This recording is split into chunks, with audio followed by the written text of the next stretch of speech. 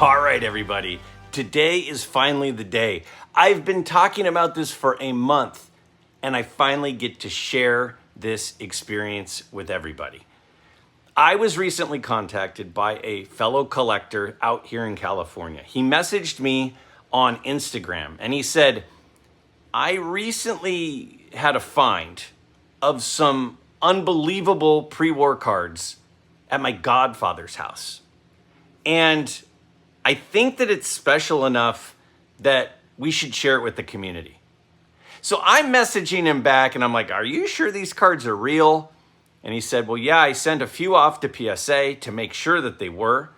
And they came back and they're legit. And then he got about 80 more or so and sent those off to SGC.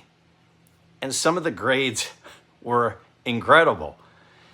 This is a collection. This is a find. I mean, we're talking about an old dusty wooden box filled with tobacco cards. That's what we're talking about. This is an unbelievable collection. When he messaged me, he's like, yeah, I mean, there's some Babe Ruth cards, some Cobb cards. There's a Shoeless Joe Jackson card. All of us have these dreams of walking into a relative's house and clearing it out and finding a box or a bag full of gold bars.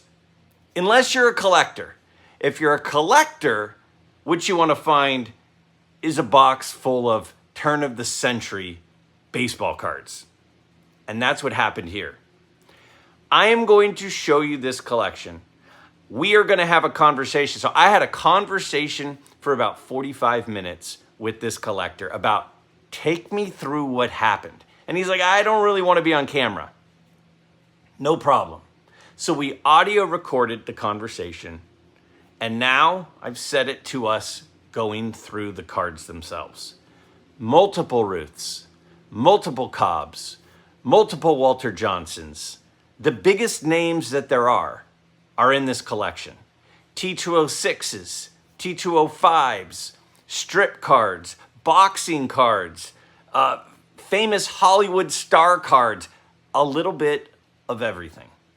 Now, before I tell you the story, I want to tell you this as well. As you're looking through this, these cards are going to be available to buy. Not from me. So I will tell you more about how. So as you're looking, if there are certain cards you're like, I'm interested, take note. Because a lot of these cards are going to be up for sale. But right now, what I want to do is I want to take you through the story from his voice of how this find took place. I want to show you the collection. I want you to hear the story because this is incredible. This is literally what every card collector dreams will happen, and it happened. So this guy is a collector. He reached out to his godfather because he remembered back when he was a kid, he used to collect cards with his godfather's youngest son, and they were friends. And the older brothers had some cards too. So as he's gotten back into cards over the last few years, he said, I'm going to see if my godfather still has the cards from his son's collections. I mean, he lives nearby. I'd love to check him out. Plus, it's always good to see my godfather. So he went over there, and as they went through the collections of his kids, he said, yeah, okay, there's not really a lot here. These are kind of, junk wax type stuff, not a ton of value. He was hoping maybe there might be like a Jordan rookie card or something, or some star cards. There weren't. But then his godfather said, but I do have these other cards from my dad's collection.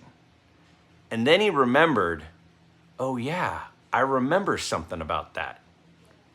Let's hear the story from him. And then right at the end, he said, oh, I have this collection that my dad put together, and went into his office and pulled out a little wooden kind of box that said Pimento on the side of it. That was probably from the 20s, or I don't know when he got the box, but it was full of cards, little T206 cards and strip cards, the 1919 to 1920, 22. I don't know when they stopped making them, but that period. And rubber bands that were so old they looked like dried, crusted pasta, honestly. Just broke off as I was going through the cards. And when he handed it to me, I was like, yeah, I can tell that there's something here for sure. Um, there's definitely something here, and I I just need to take it home and kind of go through it and put them into protective sleeves and take the time to kind of see what's here and catalog it for you. And he said, oh yeah, okay, that's fine, And so anyways, he was like, I trust you, and just there's it's like, I think my dad pretty much had the whole set. I think it's just missing the cobs. And I looked at him, I was like, it's just missing the cobs, that's it. And I was like, it's T206. I'm like, okay, I think it's probably missing a few more cars than just the cobs.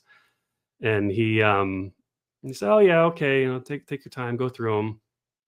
And I got home. A kind of funny story: when I got home, it was kind of windy that day, and I got out of the car with them in my hand, and this gust of wind kind of blew about 7 of the cars across my driveway. So there was like, some T206 cards laying there, Piedmont backs, and I was just like, oh my God. I went and picked them up and got them all, and was, scouring around, making sure I didn't miss any. So, first of all, I have to interrupt and just say a couple of things. The color on these things, I mean, we're just getting started. We're not in the graded cards. We've already seen at least a handful Hall of Famers in these cards, but the color is vibrant because they've been stored away. The condition of these things is incredible. On the inside, my head is going, this is bonkers.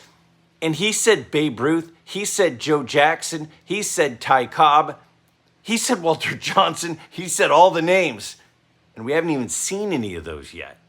I wasn't going to go through it all right away. I wanted to get a bunch of sleeves to be able to put them in as I was going through. So these are raw, these are unprotected, loose in a box with crusty rubber bands that have disintegrated. How many cards would you say are in this box? There was basically about 500 cards or so. Not all of them baseball related, but all from, that time period.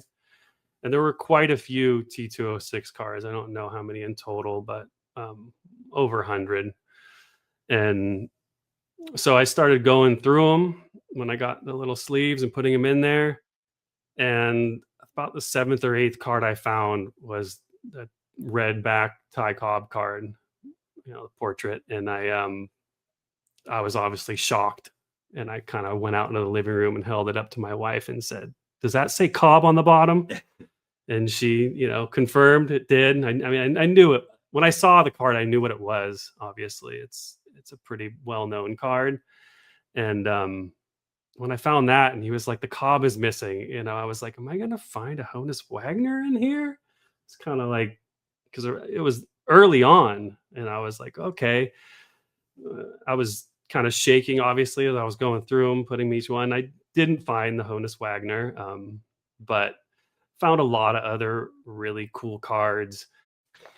Now, had he shown these cards to anybody else, or are you familiar with he had ever asked anybody what they were or if they had value, or were you like the first person to lay eyes on them in decades? I was definitely the first person to lay eyes on them in at least 10 to 15 years or so, because all the boys have grown up and gone, and they're got families and they've been out. But he told me that when he was a kid, or no, not when he was a kid, when his kids were younger, and his father would come over, he would put the collection out, and he would kind of spread them out on the table and tell the kids about the cards. So there was kind of the knowledge in the family that the cards were there and what they were. But I don't think they really understood the value. And the value when we were younger wasn't what it is now. It's definitely changed quite a bit in the last 5 years for sure. So that was a bit of a surprise for him, and even for me. A lot of the ones that I didn't really know, because there's a few pretty rare backs on some of the T206s that, you know, change the value on them. But yeah, they knew that they were there, but they hadn't been looked at in a long time. And I do have a memory when I was a kid, um, being in my godfather's office and seeing that wooden box kind of on a shelf there and being like, "Oh wow, these are so cool." And he was like, "Oh, don't look at that," kind of like, get your little kid hands out of there, basically. And I have that memory in my mind. I don't know if I made it up, but um, it definitely kind of came back as something pretty vivid.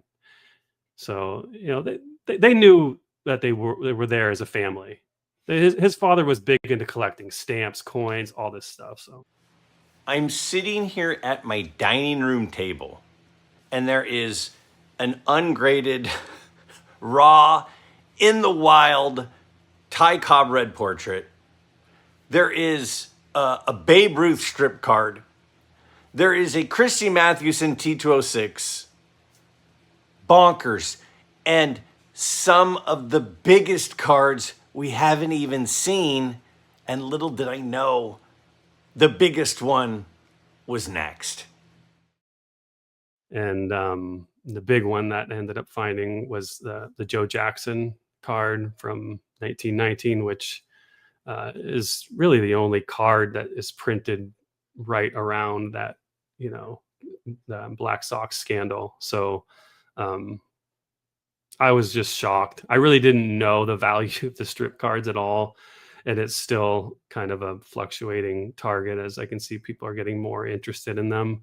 Um, but I knew there was something there, obviously.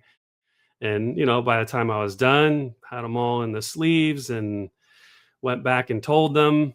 Um, it was a fun conversation. They were a little, my godfather was a little shocked as the information I was telling him. He's one of 9 kids, and they're all still alive, I think, except for one. So he had a bit of a decision to make as to what he's going to do, and he's still kind of trying to figure out how to address it. But I've been selling them off for him and keeping the ones that I'm more interested in keeping.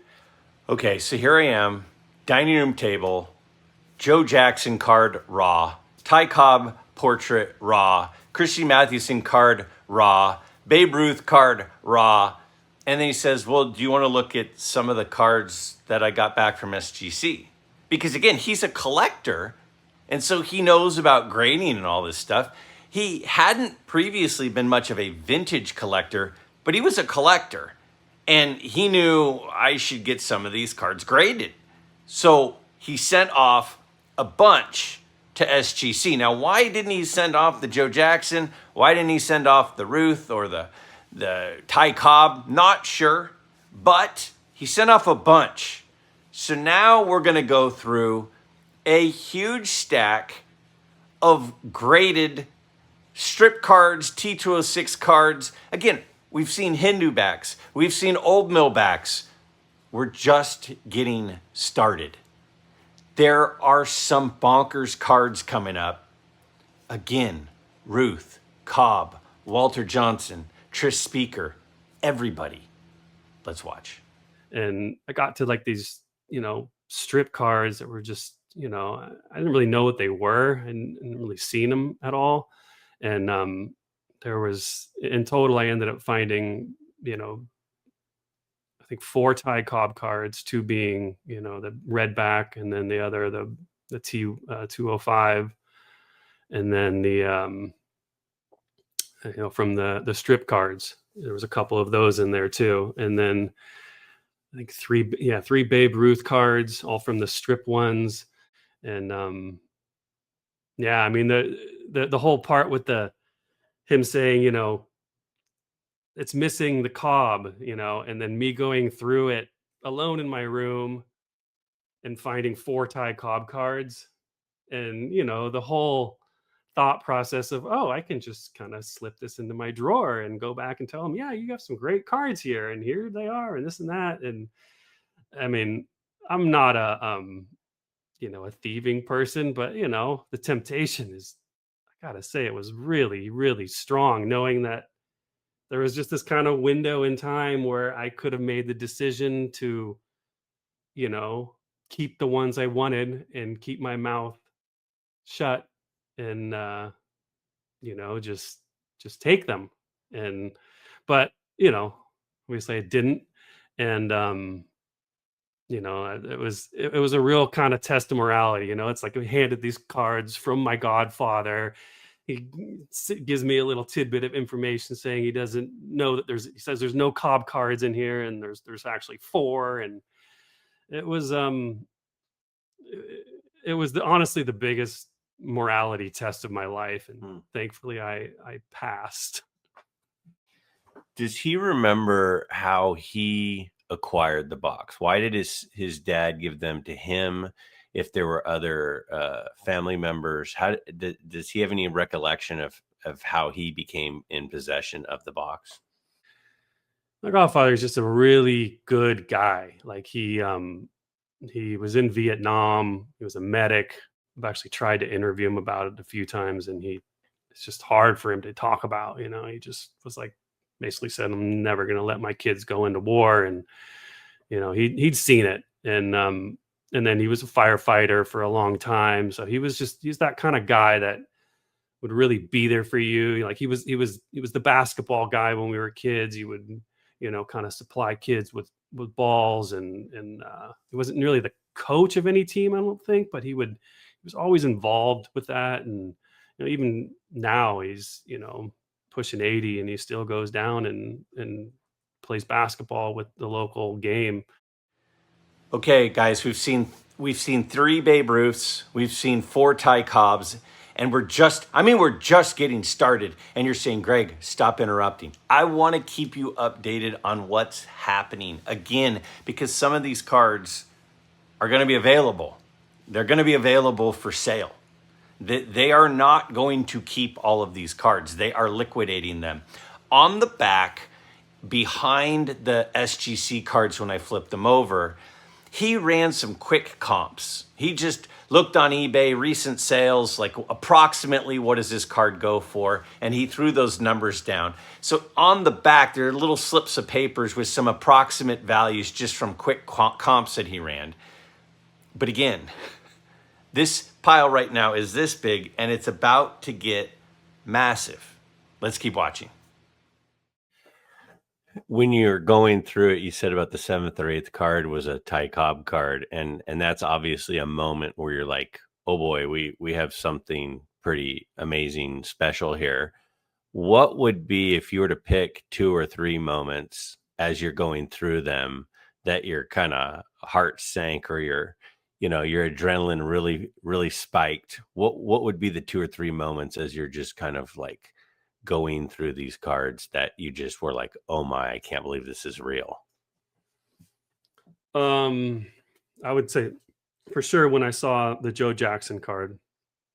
I've always wanted a Joe Jackson card that wasn't like a reprint. Um, so when I saw that, was I was pretty floored, and I'd already kind of checked and seen what the strip cards were before I got into that one, so I knew that it was right in that era that the whole Black Sox scandal happened. So that just kind of has more relevance. And then also, finding the Babe Ruth cards was really cool.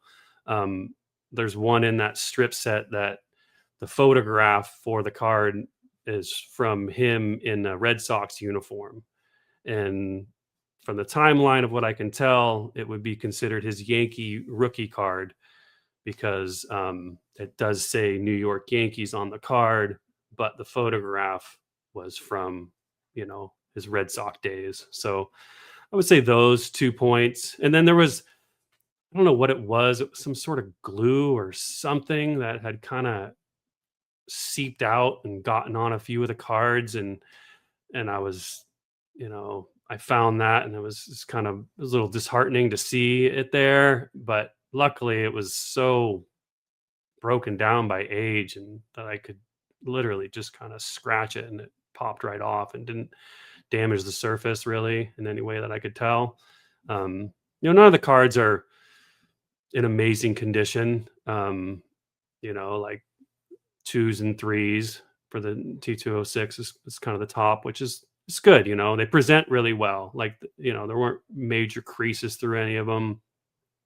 And so it was, yeah, it was, the highest grade one is one of the Jack Dempsey cards, which, I'm not really into boxing or anything, but it's just a really kind of cool looking card.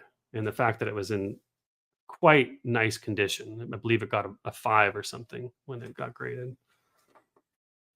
Now you're a card collector, and so what do you normally collect, and how familiar were you with this kind of era and type of card? I know you mentioned that the strip cards you weren't super familiar with, but how familiar were you with like pre-war cards in general, and is that kind of what you usually collect? Um, I wasn't like not familiar with them, but I wasn't familiar. Like when I saw the redback Cobb, I knew what it was. It's a pretty well-known card that's put up when you're talking about vintage cards, and so I knew what I was looking at, but I didn't know. A lot of the names, even if they're Hall of Famers, you just wouldn't know now unless you know that era, I guess. But yeah, I mean, I collect a lot of Giants stuff. Willie Mays. So I liked vintage cards. I always did when I was a kid. I would kind of tinker around in antique shops, and if I found something I could buy, I would buy it. But obviously the '80s opened a lot of packs then, so a lot of the Will Clark and Canseco and all that. Being from the Bay Area. But yeah, I mean, I think my collection as I get older is definitely leaned much more towards vintage. And then discovering these, pre-war cards, I, was doing a lot of kind of research on them and learned more, it was a lot of fun. It kind of opened up my world to that. And, kind of there was a bunch of non-sports cards in there too, Jack Dempsey boxing cards. So it just opened up my eyes to a lot of stuff that's really cool, and I got to learn about it, which was my godfather keeps thanking me for it and wanting to kind of like compensate me in different ways, and I'm like, I had a lot of fun doing this. I'm going to put a lot of hours into it, but for me it was like one of those blessings that you just don't see coming, and all of a sudden it's just there, and kind of it really changed my perspective on my collecting. I've definitely invested way more into vintage than modern, but I like modern. I like getting the newer players, and I was always a big Griffey fan when I was a kid, and it's yeah, I mean, I definitely have a kind of eclectic color. If I like it, I'm going to buy it. Now, is your godfather going to keep any of the cards, or does he not have interest in keeping them? Is he wanting to sell all of them, or just some of them? Are his kids going to get any of them? Like, what's the plan for the cards? No, he doesn't really want to keep any of them. He doesn't have a collection of anything. He's not like that. So I think he wants them moved on in a way where he can not feel like he's got some valuable asset stuffed in a box somewhere. Um, and his kids, two of them are definitely not really interested in him. The one that I was closer with, he probably will be. And there's definitely some cards that I'm going to hold on to that I'm going to give him the opportunity of taking them. If he wants to kind of have them. But yeah, I think it's more just getting it taken care of in a way where he can hand money to different members of the family. Now, what is I mean, he's your godfather, so you obviously have a relationship with him and have since childhood, since you were friends with his son and stuff.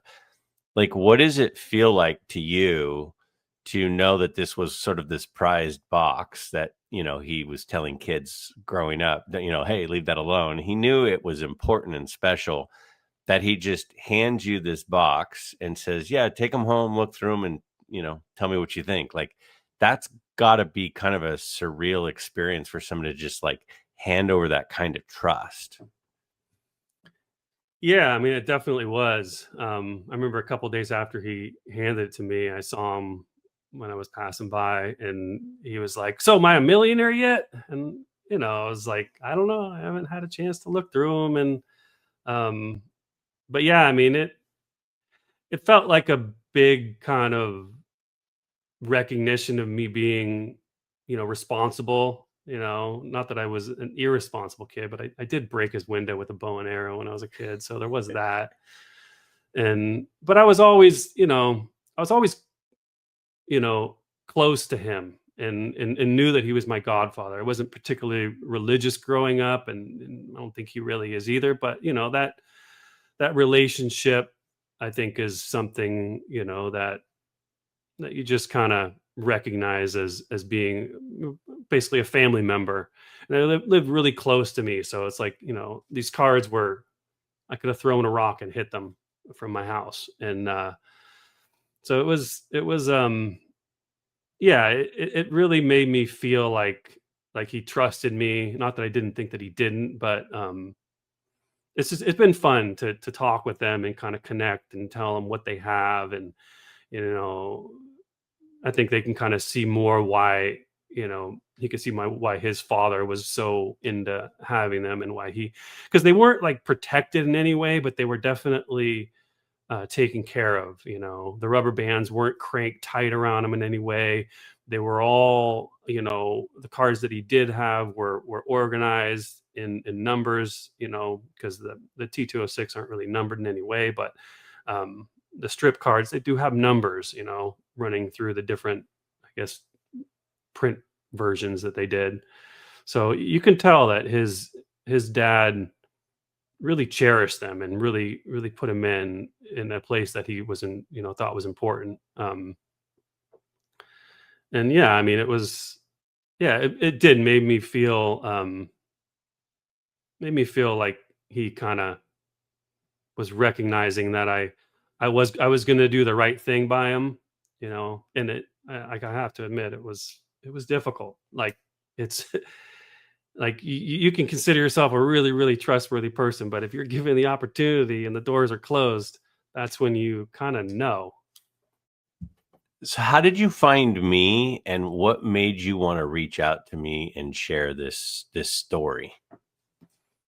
I spent a lot of time watching videos on YouTube, different subjects, and obviously cards is a big one. So I don't know. I saw midlife crisis, or midlife cars, not Yeah. midlife. But anyways, I saw that and watched a lot of the videos, and I just kind of liked your vibe, and I liked the way that you don't kind of rush through a story, and you can just tell there's a passion behind what you're doing. And you're deep into vintage, and that's kind of what these cards are. So I just saw it, and I've had the story in my head for the last 3 years or so. And I remember right after I discovered it, was like I just wanted to talk about it constantly.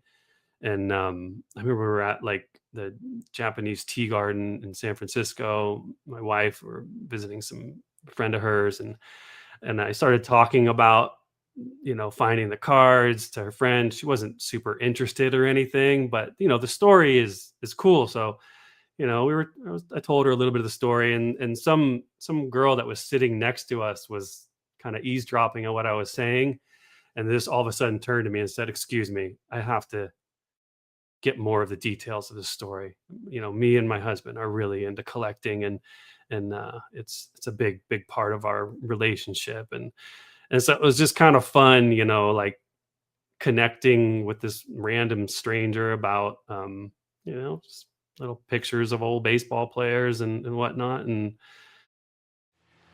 Okay, so far bonkers. We are not done. Those were the graded cards, but there are still a couple hundred more ungraded cards, including Hall of Famers, including celebrities, including politicians. There's Abe Lincoln cards, there's Thomas Jefferson cards, there's Charlie Chaplin cards. There is a lot. And I mentioned this earlier, and I want to give a little bit more of the details now, but he was telling me during the discussion that they're wanting to sell a good chunk of the cards, and they didn't really want to do a bulk deal because a bulk deal, sometimes you don't get all your money's worth. So I put him in contact with Theo at CIA Auctions, and they're putting about half of the collection up in the upcoming CIA auction, December 4th to the 14th. So a ton of these cards are going to be available for sale in that CIA auction. Now, Theo and I are going to do a preview video here in just a couple of days. We are going to record the preview video. We will show you the whole auction, just like we've done the last 2 months, including which ones are the Godfather collection cards. And I'm going to show you how to search for it so you can find them specifically. So a lot of the cards you just saw are going to be in the auction, in this month's CIA auction. And then a bunch of the cards are going to stay in their collection for now. But we have more cards to look at, so don't leave because big cards are still ahead. Let's take a look at some of this other stuff, which again is crazy that it's not graded. Check it out. So yeah, I think that moment was, I kind of started to be like, I really need to just get this dealt with as to what I'm going to do, get them sold off, get them figured out, before I start sharing it in any way. Cause my godfather's a pretty private person, as am I. And it just, but yeah, it was hard to not want to talk about it all the time. I get very, evangelical about things I'm into. Well, I just want to say I appreciate you reaching out to me and you sharing the story with, all the collectors out there, because I think we all dream of, going to an elderly relative or someone we've known for a long time and them saying, hey, I've got this box of sports cards. You want to look through them? And then they open it up and you just see something like this. And I think that that's like a dream that a lot of us hope to experience, and you got to experience it. And so sharing that experience is really cool. So I really appreciate you reaching out to me and being willing to share this story and show the cards themselves too. Yeah, no, I you're welcome. And thanks for having me tell the story. Cause I really, like you said, it's these stories are meant to be shared. It's the whole reason that these cards were created, was to create a memory and have people, get nostalgic about it. And, it's definitely what happened. Yeah. I mean, it was like, I remember feeling like, oh my God, I just opened up a box of wax and I might find a Honus Wagner card. And, I kind of knew I wouldn't, but, there was a possibility of it for a moment there. Yeah. After the conversation wrapped up, we continued looking at cards and just kind of shooting the breeze. And as you look at these cards, the thing that really is striking to me is the color. These cards were in a box and didn't see light for a long time. I mean, Hall of Famer right there, Jack Chesbro, a record for the most wins in a season for a pitcher. Former Yankee, beautiful card with great color. And as we continue moving through, there's a stretch here of some famous Hollywood stars, Fatty Arbuckle, and then there are others, including, you'll see here in a second, some Charlie Chaplin cards. But as we're flipping through, just like it was for my friend here, you just didn't know what was going to come next. Here's the first Charlie Chaplin strip card. I mean, this thing is in incredible condition. Look at that card and how sharp it is and how bright the colors are. And it's just one after another that plays out like this. And as we watch Again, there's another Charlie Chaplin. As we watch this, and as I'm flipping through them, the thing that I just continued thinking was how amazing it must have been to go through these cards that had just been sitting in that pimento box for so long, for so many years. Cards that he saw as a kid, but wasn't really allowed to go through, and then takes them home and goes through them one after another. It's pretty amazing to just go and have that experience. And even now, as I'm flipping through them here, it's not like every Hall of Famer was sent in for grading. There are several cards, including some of the best cards, that haven't yet been sent in for grading, like the Joe Jackson, like the Ty Cobb portrait. And then, again, you just keep going through them, and you have these cards. I've personally not seen these particular cards before. They're just different positions of players and actions within the game. And they tell part of the history of the sport. They tell part of the history of cards and how they evolved over time as we flip through these. And I got to tell you, it's amazing to me, and it's really, really exciting to me that they're willing to sell these cards. Now, not every card is going to be for sale, and I don't even know if they've fully finalized which cards will and won't be. As we're now looking at some military cards, you can see him reaching in there, and we're kind of talking about some of these, but they haven't fully decided, but they have taken about probably more than half of these, and they've sent them to CIA, and they're going to be on the December auction over at CIA, which is wild. Now, I even don't know exactly which cards are going to be up for auction. I know that several were sent, like a lot of them were sent, about half of them were sent, but not knowing which ones are going to be available and which ones aren't is going to be exciting when Theo and I do our preview video of the December CIA auction. And I think that that's really cool. Now, what are they going to do with the rest of them? Are they going to sell them down the road? Are they going to keep all of them? I don't know.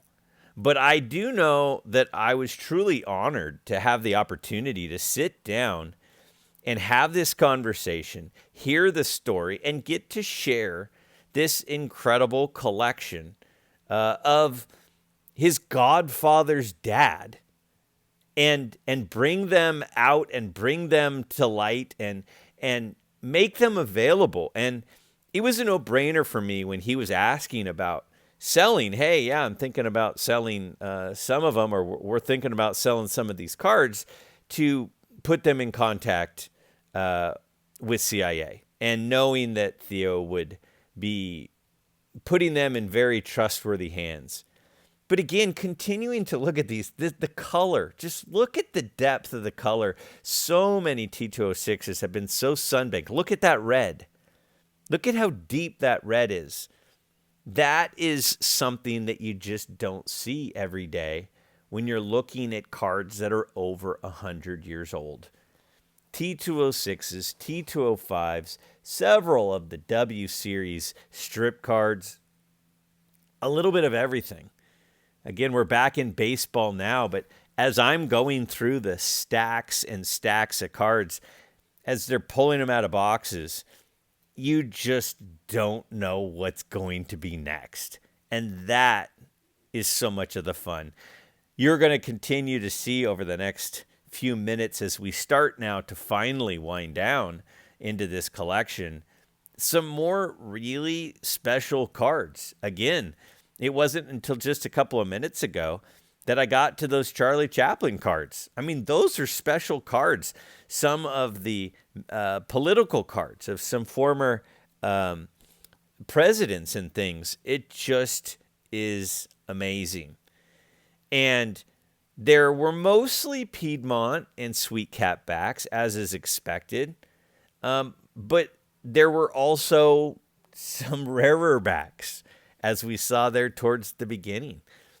And not knowing that and flipping over cards as these are coming out of this wooden box originally. Now, again, the original find happened a while back. And since then, many have been sent in for grading. And since then, they've been looked at.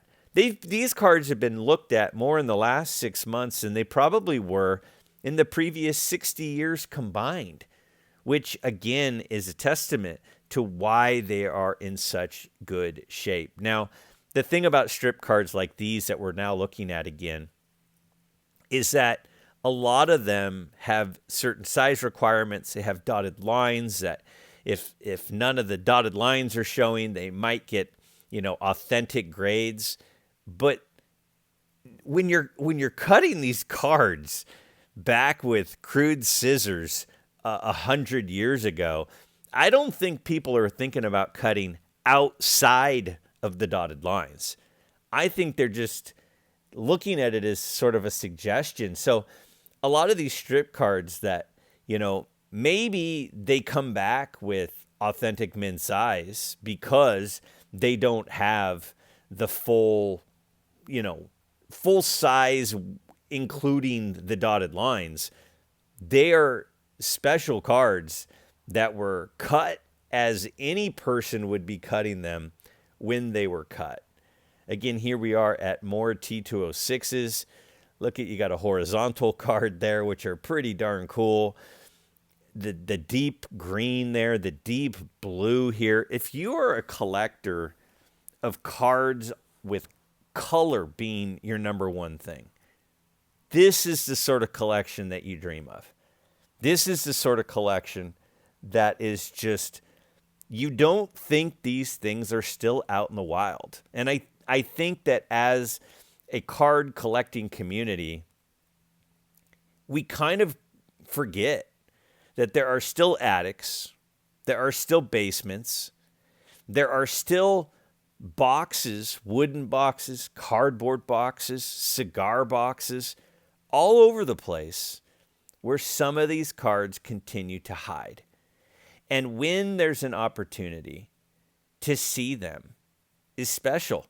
And this was a really special experience for me. And I hope that it's a special experience for you. And I hope that you consider trying to participate in obtaining a couple of them. I mean, I bought a couple of the cards that we saw earlier. I showed them in my monthly pickups last month, where I bought the Addie Joss portrait. I bought the Eddie Collins portrait. And they're not mint cards. I think that the Eddie Collins received a 2 from SGC and the Addie Joss received a 3. But the color of them, the story from them, the fact that I was able to see this largely ungraded collection and then add a couple of them adds to the story of the cards.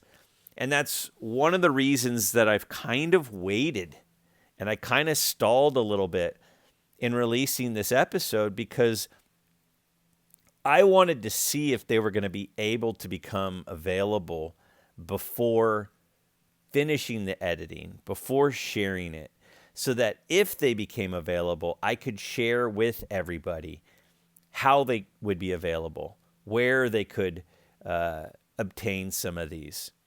So again, I'm going to be here in the next couple of days recording with Theo. We will be looking at the auction at CIA, Collector Investor Auctions. We will be showing which cards are from this Godfather collection. There's going to be a keyword in the auction database where if you want to find the cards specific from this collection, you can. And I will show you how to do that. And again, there are some cards like this that are rough. And there are some cards that have seen better days. But they also tell part of the story of this incredible collection. And the family being willing to share this with me and then share this with all of you is something that really means a lot to me. And it's something, this experience of a couple of Saturdays in a row, being able to look through these cards is truly an experience I won't forget, because this sort of thing just doesn't happen every day. Again, we've got more T206s, more portraits, and, again, a whole variety of conditions, a whole variety. I mean, here we are back to more boxing strip cards. If you're a boxing strip card collector, this is like the ultimate honey hole. Now, this is about the third different time that we've seen some boxing strip cards, and they're all the names. They're from the biggest to the least, and again, some of these, you can still see some of the dotted lines, which is amazing. And he's pointing back there, and we're talking as we go. But I just encourage everybody to never stop hunting, never stop hoping. Here's some more Charlie Chaplin cards. So these are like a part of a set or something with some, I think that these were maybe made off of a movie or off of some experiences or scenes from a movie or something.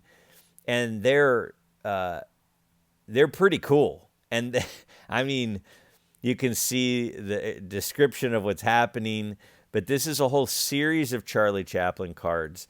Again, will these ones be available? With all honesty, I don't know which ones are and which ones aren't. But these are super cool. And, these are the types of things that I didn't even know existed. So when cards show up at your house and you're flipping through them and you didn't even know that card was in existence, that's pretty special. And so, again, we're wrapping up on these Charlie Chaplin cards, and we have just a few more to show. And I wanted to show as many as possible, and I know that some people, as soon as the baseball cards are done or as soon as the boxing cards are done, but again, when you see a collection like this, it shows you a story of how broad card collecting was, how the manufacturers and advertisers were trying to create interest in so many different outlets and so many different interest points. And, as again, I think this might be the last Charlie Chaplin card, which that one seemed extra cool to me. I think is numbered 1 or something. But, back to some more boxing. There's a few more Americana type cards coming up here in a minute. But I think that cards are not just tops, and cards are not just Bowman. And the history of the cards and how they were made and why they were made and the subject matter that they were made for is a huge part of the history of the collectible that we are all obsessed with. And seeing that play out through this particular collection and the variety of interests of the collectibles that were put together, we all focus on, curating our collection. Well, this right here is the finished product of somebody's curated collection. This is their collection that they worked on. And they went and they said, "Oh, I need some military cards. I need some Americana cards. I need some Hollywood star cards. I need some boxing cards. I need some baseball cards." Like, we're all out here building our sets. We're all out here building our runs. We're building our collections. We're curating day after day to build a collection that reflects our interest, and it reflects what we like and what we want our collection to be. And we're constantly making adjustments and changes and tweaking things so it best represents what we enjoy. So when you see a completed collection like this, and you see this variety, you go, oh, look, there's another presidential card. You know, there's another political card. After, a few boxing cards and a few Americana cards and a few baseball cards and whatever it is, this is the finished product of somebody else's journey. And that, to me, is such a special thing to see. And one of the things that I'm honored to do is to be able to chronicle it and to be able to show it before it's broken up, before it starts to go in different directions and become special pieces of somebody else's collection. For each of these cards to now enter into another person's curation, another person's journey, another person's finished product of stories, of memories, of hunting for the cards that represent what they want their collection to be. And for me, I think that it is a real privilege to be able to share with everybody this final piece of this collection. It's an incredible collection that shows incredible dedication. It shows incredible love. And I'm absolutely honored to have been the one to show it to you. I look forward to seeing some of these cards end up in some of your collections.